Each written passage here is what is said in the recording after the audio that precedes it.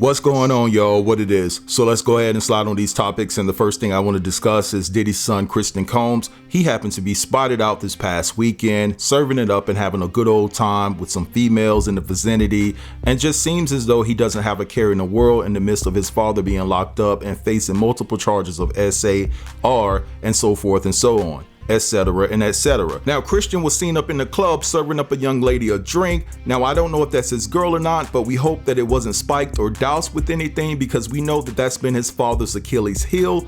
Because as it pertains to the victims in the Diddy case, they have all alleged that they felt like their drink was spiked with something that left them vulnerable, incoherent, and some of them were left with their back door toe wide open. Now, a lot of people feel that this isn't a good look for Christian, because they feel like that with your father facing all of these charges, you should be maintaining a low profile. Now, I do want to state this, it's not like he was caught by paparazzi or just a random fan or whatever the case may be. Christian voluntarily came on camera.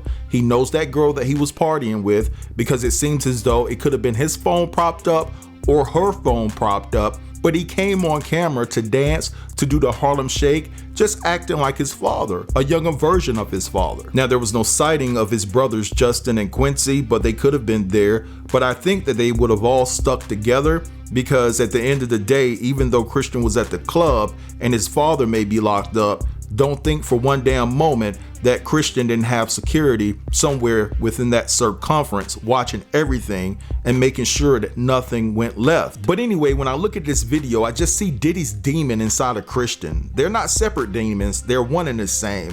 Because for you to be so insensitive and have the lack of awareness to be serving up a young lady a drink, knowing that those are things that your father has been accused of, not saying that there was anything in her drink, it's just the overall perception of it.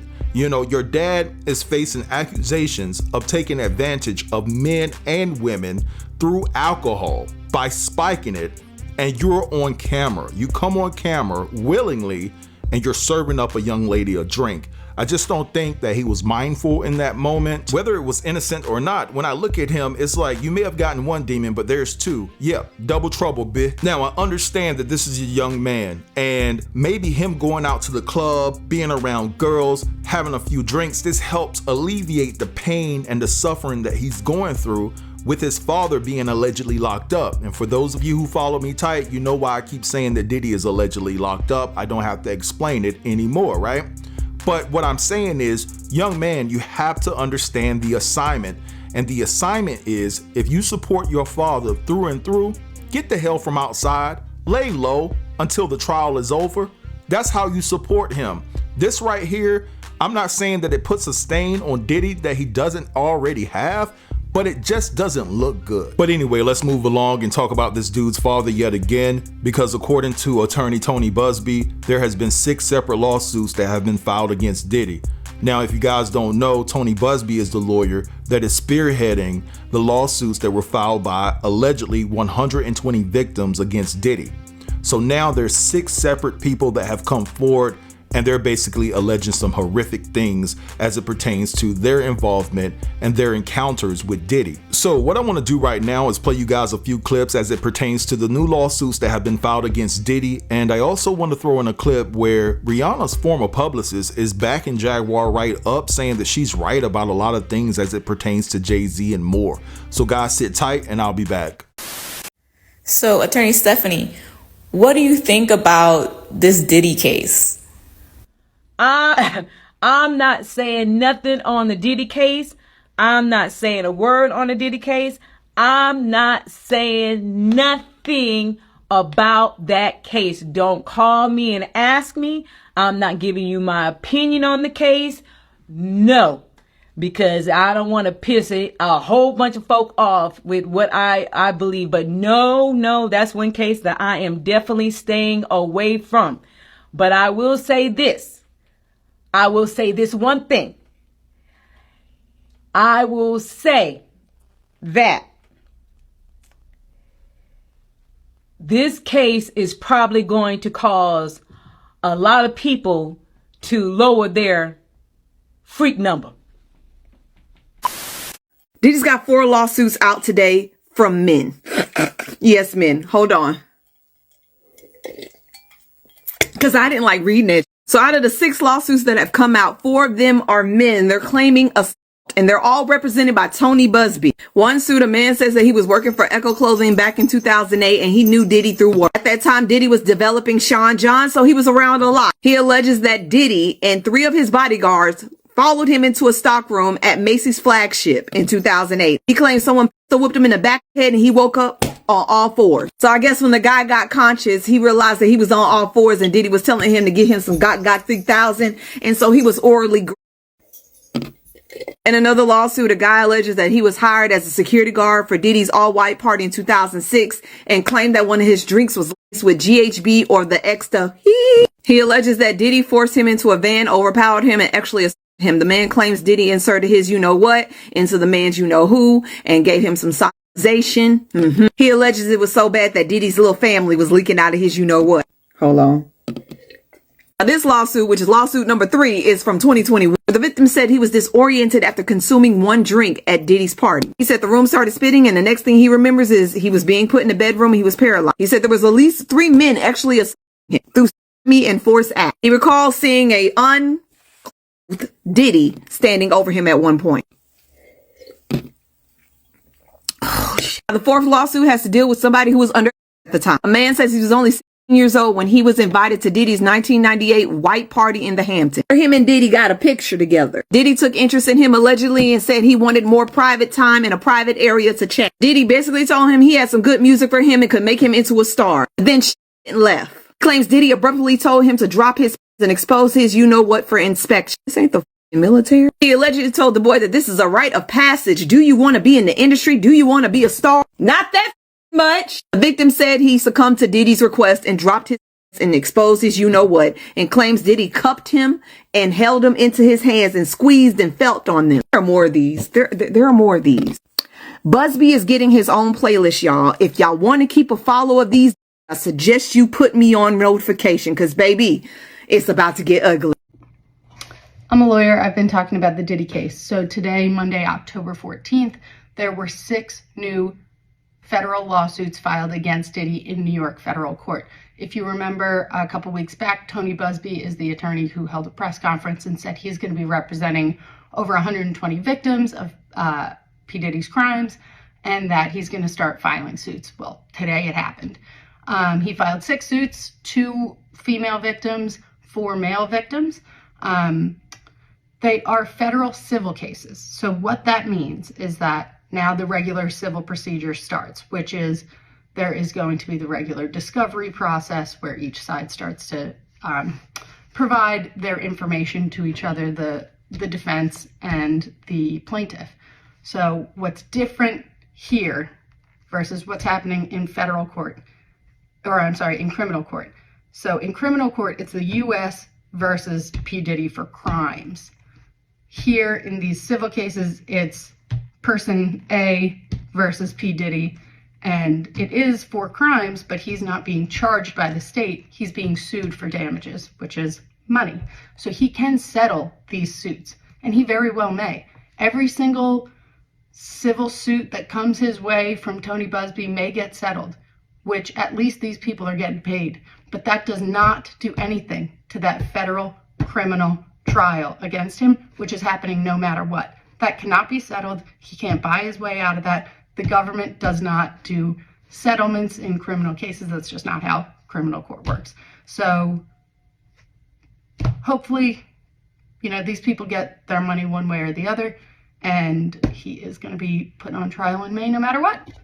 Jaguar Wright has been vindicated by Rihanna's former publicist on her claims about Jay-Z and Diddy. Rihanna's former publicist, Jonathan Hay, has spoke out about his time when he worked as a publicist for an underage Rihanna, and he has been alleging that he was questioned by the feds about Jay-Z's alleged relationship with an underage Rihanna. Jonathan Hay claimed that back in 2005, the FBI came to him claiming that they were investigating Jay-Z for an alleged incident that happened with R. Kelly, and they wanted to ask him about a rumor that had been going around about Jay-Z being in a relationship with an underage Rihanna. Jonathan Hay said that when all of this Diddy stuff broke, he started to rethink everything that happened to him when he worked for an underage Rihanna and how the feds came to question him about Jay-Z's alleged relationships with underage females. He then started to question, was he really involved in something nefarious that he didn't know about when he worked for an underage Rihanna, because Jay-Z does have relationships with people like Diddy, R. Kelly, who he also said that the feds brought up back in 2005 for an incident that happened between R. Kelly and Jay-Z, and Jay-Z's connection to Harvey Weinstein. After exposing everything that happened to him back in 2005 and when he worked with Rihanna, he then met with Jaguar Wright because he heard all of her claims that she has been saying about Jay-Z. Jonathan Hay said Jaguar Wright has connected a lot of the dots that people have been afraid to talk about and have wondered for years. And now I have just exclusively talked to Jonathan Hay, who is standing up for all of Jaguar Wright's claims, claiming that they have proof that Jay-Z is connected to all these nefarious people. So why isn't he being questioned? So I'm going to go ahead and roll y'all this clip of Jonathan Hay explaining his thoughts on Jaguar Wright getting censored from Piers Morgan about her claims that she made about Jay-Z and Beyonce being connected to Diddy. And y'all let me know what you guys think about all this in the comments. Piers Morgan,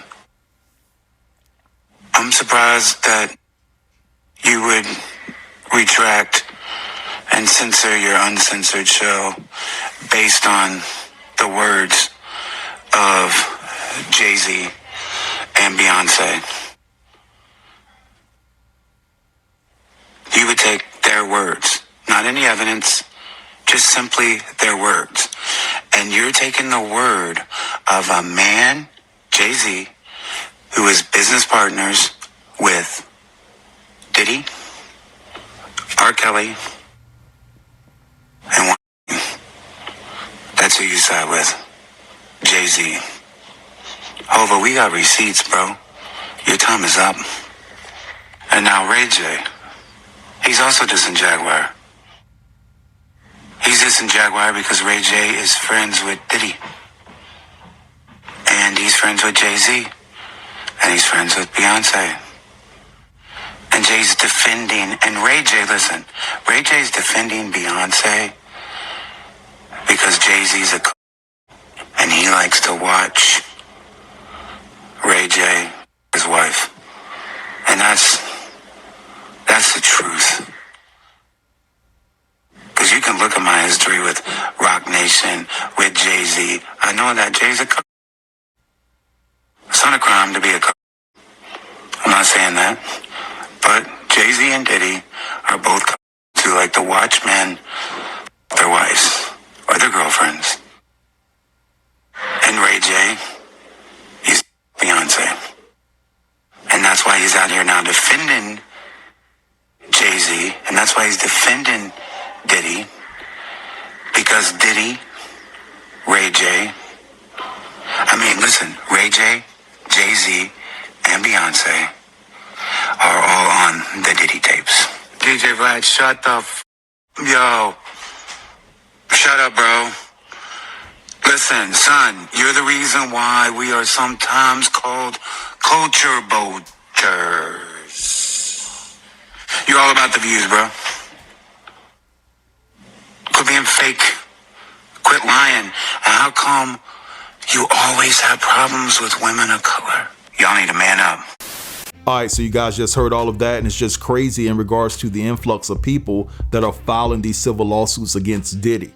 Now, you guys know my ideology. I never discredit victims until I'm proven otherwise. But honestly speaking, I would be remiss to the idea if I didn't say that I feel like some of this stuff sounds a bit finicky in my estimation, right?